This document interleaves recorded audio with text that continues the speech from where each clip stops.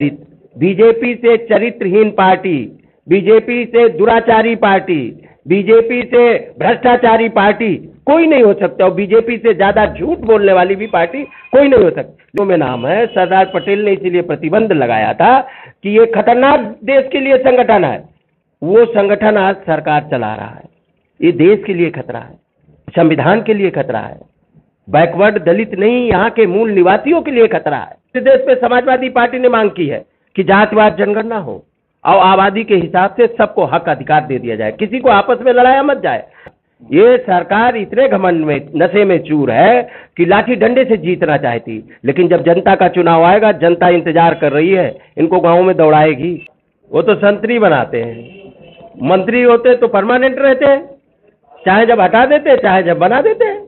जब उनकी जरूरत होती है पिछड़ों की तो बना देते, जब चुनाव नजदीक आ जाता है चुनाव के बाद हटा देते हैं। और भी दौड़ा, किसान परेशान, नौजवान परेशान, महंगाई चरम सीमा पे है, गरीब परेशान, आरक्षण खत्म कर दिया, सारी चीजें तो विषय है। लाशों के कुंभ योगी जी ने लगवाए हैं। साथियों नमस्कार, मैं हूं नीरज पटेल और आप देख रहे हैं नेशनल जनमत। मेरे साथ समाजवादी पार्टी पिछड़ा वर्ग प्रकोष्ठ के प्रदेश अध्यक्ष डॉक्टर राजपाल कश्यप जी हैं, विधान परिषद के सदस्य भी हैं। चूंकि पिछड़ा वर्ग प्रकोष्ठ के प्रदेश अध्यक्ष हैं आप, इस समय चर्चा चल रही है, तमाम सारे समाजवादी पार्टी के जब नेताओं से या कार्यकर्ताओं से मिलता हूं तो कहते हैं कि भारतीय जनता पार्टी ने जो मंत्री बनाए हैं पिछड़े और दलितों को, मुखौटे दे दिए हैं। तो उधर तो मुखौटे हैं, उन मुखौटों को जवाब देने के लिए आपके पास क्या विकल्प है? मंत्री थोड़ी न बनाते हैं, वो तो संतरी बनाते हैं। मंत्री होते तो परमानेंट रहते हैं, चाहे जब हटा देते चाहे जब बना देते हैं। जब उनकी जरूरत होती है पिछड़ों की तो बना देते, जब चुनाव नजदीक आ जाता है चुनाव के बाद हटा देते हैं। चाहे अभी देखे नहीं आप, सेंट्रल में बनाए गए हो, चाहे राज्य में बनाए होंगे। अब कहाँ, अब हमारी सरकार में तो वास्तव में नेता बनाने की फैक्ट्री कहीं है तो समाजवादी पार्टी है। माननीय अखिलेश यादव जी, माननीय नेताजी ने नेता बनाया। ये राजपाल कश्यप बैठे हैं लखनऊ यूनिवर्सिटी से लेकर और आज मिनिस्टर तक और आज एमएलसी तक बना के और प्रदेश अध्यक्ष बनाया। ये जमीन गांव गरीब मल्लाह केवट का बेटा, मछली पकड़ने वाला, नाव चलाने वाले का बेटे को आज प्रदेश में पहचान देने का काम किया। इन्होंने किसको बना दिया बताया ना? माननीय विशंबर निषाद जी को राज्यसभा भेजने का काम किया, माननीय रामसुंदर दास निषाद जी को एमएलसी बनाने का काम किया, शंकरलाल माझी को मिनिस्टर बनाने का काम किया था, पप्पूलाल निषाद को मिनिस्टर बनाने का काम किया था। और आप बताइए, चाहे रामसुंदर दास जी हैं, इनको भी तो एमएलसी बनाया, लीलावती कुशवाहा को एमएलसी बनाया, साहब सिंह सैनी को कैबिनेट में ले जाने का काम किया एमएलसी बना के। आप बताइए, बड़ी लंबी सूची। राम मूर्ति वर्मा, चाहे आपके अंबेडकर नगर के हो चाहे शाहजहांपुर के हो, वो लोधी थे, ये कुर्मी थे। आप नरेंद्र वर्मा जी को बनाने का काम किया। राम सकल गुर्जर भी थे मिनिस्टर। आलोक शाक्य मैनपुरी से थे, जातियों को था। नेता बनाने का काम करते हैं, सम्मान देने का काम करते। ये तो अपमानित करते हैं पिछड़े दलितों को। इन्होंने बना दिया अनुप्रिया पटेल को। अगर अनुप्रिया पटेल सही थी तो आपने हटाया क्यों था? और आपने अब बनाया है, अगर गलत थी तो फिर बनाया क्यों?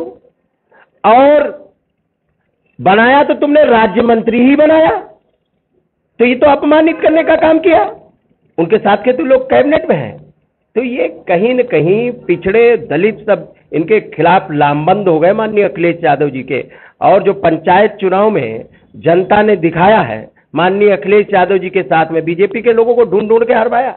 इनकी टिकट जहां दिखी, इनके पन्ना प्रभारी, इनके बूथ प्रभारी, इनके मंत्री तंत्री, पता नहीं कितने, और पुलिस भी लगी थी। उसके बावजूद भी जनता ने इनके प्रत्याशियों को बीजेपी के ढूंढ ढूंढ के हराया। इसी से बौखलाई हुई बीजेपी ने जिला पंचायत अध्यक्ष और ब्लॉक प्रमुखों के चुनाव में लोकतंत्र की हत्या कर दी पुलिस की दम पे। और ये लोकतंत्र नहीं था, योगी राज का लूट तंत्र था, जिसमें बहन बेटियां नहीं सुरक्षित थी। ये दलितों की बात करेंगे। लखीमपुर में दलित बेटी के साथ में क्या किया, उसका चीरहरण करने का काम बीजेपी ने किया। क्या हो रहा, कितनी बहन बेटी, हरदोई में क्या हुआ, पर्चा फाड़ दिया गया, एक बैकवर्ड की बेटी गई। और कन्नौज में क्या हुआ, पर्चा खरीदने दे दिए, इनके गुंडे लूट रहे थे। तो ये है बीजेपी का चरित्र। बीजेपी से चरित्रहीन पार्टी, बीजेपी से दुराचारी पार्टी, बीजेपी से भ्रष्टाचारी पार्टी कोई नहीं हो सकता और बीजेपी से ज्यादा झूठ बोलने वाली भी पार्टी कोई नहीं हो सकती। लेकिन जनता सबक सिखाएगी। एक परसेप्शन ऐसा बन रहा है, जब सामान्य लोगों से बातचीत करो, कि राष्ट्रीय अध्यक्ष जी बाहर नहीं निकलना चाहते, लोगों के बीच नहीं जाना चाहते। जब इस तरीके से जो चीरहरण की बात आप कर रहे हैं, उसके पास तक पहुंचना चाहिए था, जाना चाहिए था, लेकिन नहीं निकले, इस परसेप्शन को कैसे दूर करेंगे? समाजवादी पार्टी के राष्ट्रीय अध्यक्ष जी हैं, पूर्व मुख्यमंत्री की हैसियत से याद करो, उन्नाव की घटना हुई थी, अकेले जाके विधानसभा पे बैठने का काम किया था। कहाँ चले गए थे राजनीतिक दल? इतने अन्याय अत्याचार बीजेपी के शासन काल में हो रहे हैं, किसी ने तो हिम्मत भी किसी दल ने नहीं की चुनाव लड़ने की। बीजेपी की गुंडागर्दी के आगे समाजवादी पार्टी लड़ रही थी। समाजवादी पार्टी के राष्ट्रीय अध्यक्ष ने सबसे पहले मिला और बयान दिया कि इसकी लड़ाई, इस बेटी की लड़ाई समाजवादी पार्टी लड़ेगी। तब बैकफुट पे आई बीजेपी। कहाँ चले गए थे ये लोग जो आज आंसू पोंछने का घूम रहे हैं? ये लोग कहाँ चले गए थे जब यहाँ लूटी जा रही थी बहनों की इज्जत? समाजवादी पार्टी का कार्यकर्ता नेता लाठी खा रहा था, डंडे खा रहा था, जेल जा रहा था। आप बताओ कितने के सर फटे, कितने की टांगे टूटे, कितने लोग जेल में, कितने पे गंभीर मुकदमे लिखे गए? कौन दल है? और बताओ ना, कौन दल है जो लड़ा है जिसके ऊपर मुकदमे लिखे गए हो? आप किसी जिले में तो उठा लो। बीजेपी के अन्याय अत्याचार दुराचार गुंडागर्दी से कोई लड़ रहा था तो समाजवादी पार्टी के कार्यकर्ता और नेता लड़ रहे थे। कितने जेल में है अभी, कितने लोगों के, कन्नौज से लेकर और किसी भी जिले में कोई बचा है? हमारे जिले में तो एक दलित बिरादरी की बेटी लड़ रही थी, गौतम बिरादरी की, उसके प्रस्तावक तक को उठवा लिया। उसको वोट हमने किन परिस्थितियों में ले जाके छुपा के डलवाने का काम किया। इस समय नीट और जातिवार जनगणना बड़े मुद्दे हैं, समाजवादी पार्टी का क्या रुख है इन मुद्दों पर? देखिए, समाजवादी पार्टी के राष्ट्रीय अध्यक्ष माननीय अखिलेश यादव जी ने सीधा कहा है और मांग की, पार्लियामेंट में भी मांग की, उत्तर प्रदेश की विधान परिषद और विधानसभा में भी उनके निर्देश पे समाजवादी पार्टी ने मांग की है कि जातिवार जनगणना हो और आबादी के हिसाब से सबको हक अधिकार दे दिया जाए, किसी को आपस में लड़ाया मत जाए। और ये तो कहाँ करवा रहे हैं जातिवार जनगणना? ये बहुत हितैषी है पिछड़े वर्ग के और दलित वर्ग के। तो ये पहली बात तो मंडल कमीशन की सारी सिफारिशें लागू कर दे अगर पिछड़े वर्ग के हितैषी है, और ये दलित के हितैषी है तो जितना बैकवर्ड और दलित के कोटे की सीटें जितनी खाली है, चाहे जहां सचिवालय से लेके कुलपतियों प्रोफेसरों से लेकर और कर्मचारियों तक की, सब क्यों नहीं भर्ती कर देते? क्यों नहीं प्राइवेट सेक्टर में आरक्षण लागू कर देते? कहाँ लागू कर रहे हैं? कहीं तो नहीं लागू कर रहे हैं। तो ये केवल छलावा कर रहे हैं, लेकिन हमारे बैकवर्ड दलित अब सब जान चुके हैं। इनको जवाब। नीट के मुद्दे पर क्या तैयारी है? नीट, अब ये बताइए, ये है बीजेपी, सबसे ज्यादा पिछड़ों का वोट लिया बीजेपी, और हम पिछड़े मंत्रियों से पूछना चाहते हैं जो बीजेपी के साथ में शामिल है इस काले कानून और इस काले काम में, हमारे पिछड़े मंत्री जो लोग चले गए हैं, मैं उनसे पूछना चाहता हूं, अरे आपका बेटा अब डॉक्टर नहीं बन सकता? उन्होंने रास्ते बंद कर दिए और रास्ते ऐसे बंद किए कि अब आपका बेटा डॉक्टर बैकवर्ड का बेटा नहीं, प्रजापति का बेटा नहीं बन पाएगा, डॉक्टर कश्यप का बेटा नहीं बन पाएगा, निषाद का बेटा नहीं बन पाएगा, बिंद का बेटा नहीं बन पाएगा, राजभर का बेटा नहीं बन पाएगा, लोधी का नहीं बनेगा, पटेल का नहीं बन पाएगा। अब ये बताइए, बघेल का बेटा भी नहीं बन पाएगा, तो किसको बनाएंगे डॉक्टर? ये बहुत ही ऐसी षड्यंत्रकारी पार्टी सत्ता में आ गई है, दलित पिछड़ा विरोधी है। उनको तो गुलामी करानी है, मंत्री थोड़ी न बने, गुलामी करवा रहे हैं। गुलामी कौन मिनिस्टर की हैसियत है?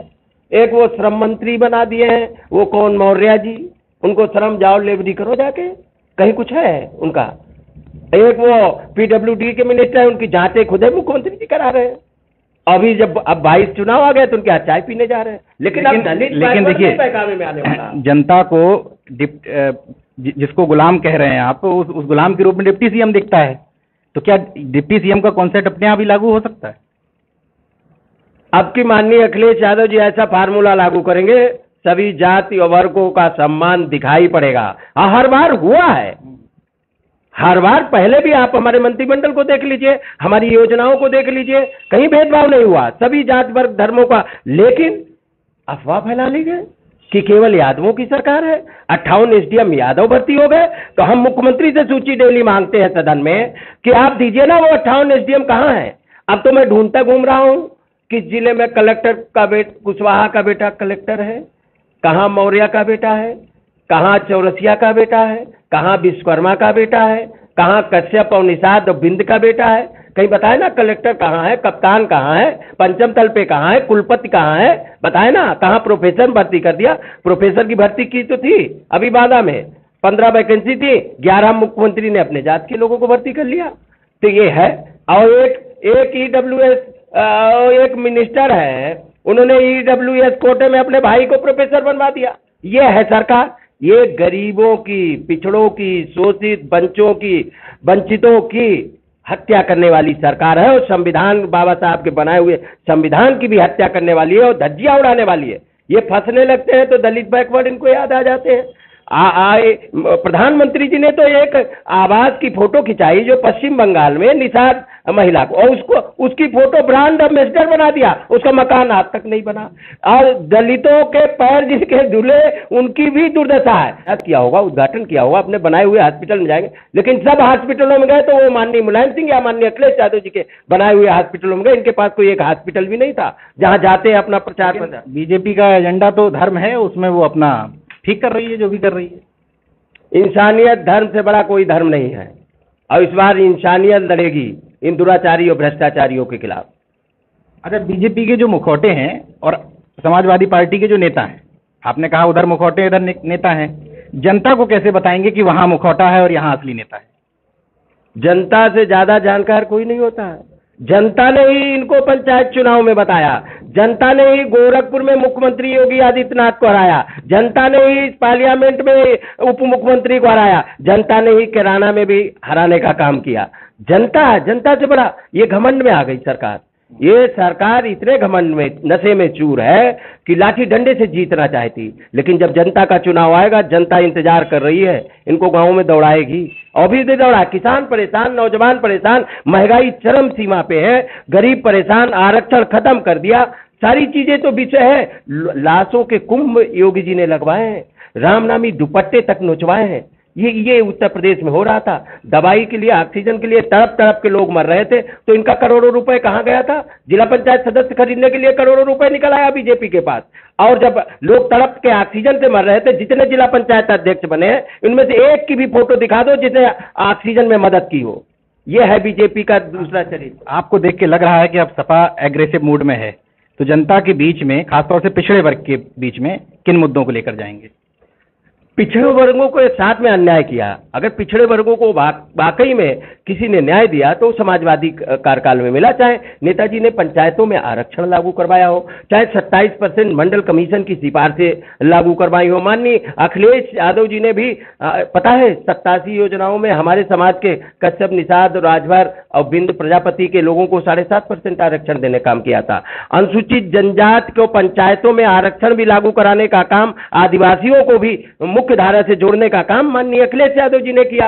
और माननीय अखिलेश यादव जी ने तो मछुआ आवास मिलता था मछुआरों को, हमारे समाज के लोगों को 3,05,000 माननीय अखिलेश यादव जी ने देने का काम किया। और योगी सरकार ने 1,05,000 कर दिया, 1,20,000 कर दिया। ये अन्याय कर रहे हैं। हमारे समाज के महापुरुषों के नाम पे छुट्टी होती थी, महाराजा निषाद राज, महर्षि कश्यप, और उनको भी उनकी छुट्टी कैंसिल कर दी, उनको अपमानित कर रहे हैं। और समाजवादी पार्टी चाहे विश्वकर्मा हो, चाहे प्रजापति हो, चाहे पटेल हो, चाहे बघेल हो, चाहे नाई हो, सविता हो, सभी जातियों को, कुर्मी से लेकर कश्यप, निषाद, बघेल, राजभर, अरे ऐसी सी जातियां हैं, रोड जाति है। बीजेपी कहती है कि हमारे पास भी संजय निषाद और प्रवीण निषाद है। अब संजय निषाद अब किस दशा में है? हाँ, संजय निषाद जी का तो एजेंडा था पहले कि आरक्षण, अब आरक्षण नहीं उनका एजेंडा रहा। और उनकी कोई सुन रहा, एक बार भी सदन में नहीं बोल पाए। ये है जो आरक्षण के मुद्दे पे पार्टी बनी, आरक्षण की मांग ही नहीं कर पा रहे। अब तो ये मैंने बताया ना मुखौटे, लेकिन जनता जान चुकी है। अब किसी मुखौटे के चक्कर में नहीं, ध्यान हटाने के लिए, जनता को गुमराह करने के लिए नए नए एजेंडे ले आएंगे। और आरएसएस और बीजेपी, आरएसएस चला रही, जिसका षड्यंत्रकारियों में नाम है। सरदार पटेल ने इसीलिए प्रतिबंध लगाया था कि ये खतरनाक देश के लिए संगठन है। वो संगठन आज सरकार चला रहा है। ये देश के लिए खतरा है, संविधान के लिए खतरा है, बैकवर्ड दलित नहीं, यहाँ के मूल निवासियों के लिए खतरा है। ये संगठन जब तक रहेगा तब तक लोगों को बांटने का काम करेगा। कि इन्होंने तो अंग्रेजों से सीखा, बांटो और राज करो। लेकिन समाजवादी पार्टी बंटने नहीं है, सबको एक करके लामबंद करके और इस षड्यंत्रकारी सरकार को हटा के और विकासवादी सरकार माननीय अखिलेश यादव जी 22 में मुख्यमंत्री बनेंगे, ये जनता ने सीधा संदेश दे दिया है। तो उम्मीद करें कि सामाजिक न्याय पूरी तरीके से दिखाई देगा।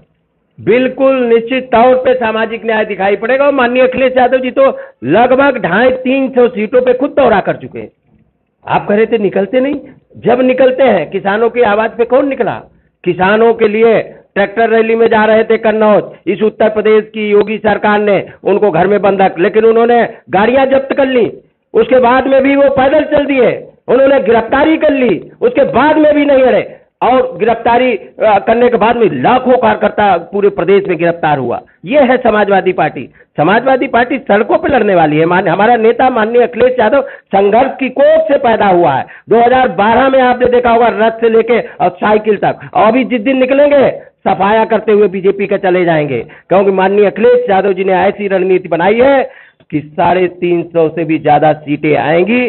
और उत्तर प्रदेश की जनता भी इंतजार कर रही है कि बीजेपी को हम सबक सिखाएं। किसान, नौजवान, पिछड़े, दलित, शोषित, वंचित, छात्र सभी तो परेशान है, व्यापारी से लेकर सब परेशान है। पेट्रोल डीजल कितने में है आप बताओ? गैस सिलेंडर कितने में है आप बताओ? सरसों का तेल कितने में है?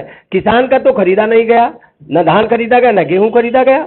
बीजेपी के लोग खेती किसानी को बर्बाद करके चंद उद्योगपतियों को देना चाहते हैं। ये भी समाजवादी पार्टी बर्दाश्त नहीं करेगी। और माननीय अखिलेश यादव जी हर मुद्दे पे बेबाकी से लड़ रहे हैं और जनता उनका इंतजार कर रही है कि 22 का चुनाव आए, माननीय अखिलेश यादव जी साफ सुथरे, ईमानदार, विकासवादी छवि के और टेक्नोक्रेट मुख्यमंत्री को बैठाल के वो उत्तर प्रदेश में चाहते हैं विकास। और इनका तो विकास देख लिया सभी लोगों ने, क्योंकि संकट के दौर में राजा की पहचान होती है। संकट के दौर में लोग तड़प तड़प के मरते रहे। ये अपने विधायक, मिनिस्टर और सांसदों को नहीं बचा पाए, पत्र वो लिखते रहे। अब अभी जनता को क्या बचाएंगे? इसलिए ये बीजेपी सरकार हर मोर्चे पे विफल हुई है। कुल मिलाकर के आपने डॉक्टर राजपाल कश्यप जी को सुना। उनका कहना है कि जनता अब सब कुछ समझ रही है, जनता असली नेताओं को पहचान रही है और मुखौटों को 2022 में सबक सिखाएगी। हमसे बात करने के लिए शुक्रिया। धन्यवाद नीरज। तो अगर आपने मेरा YouTube चैनल सब्सक्राइब नहीं किया तो प्लीज़ सब्सक्राइब कर लें और उस बेल आइकन पर जरूर क्लिक करें, जिससे जो मेरे न्यू वीडियो हैं वो आप देख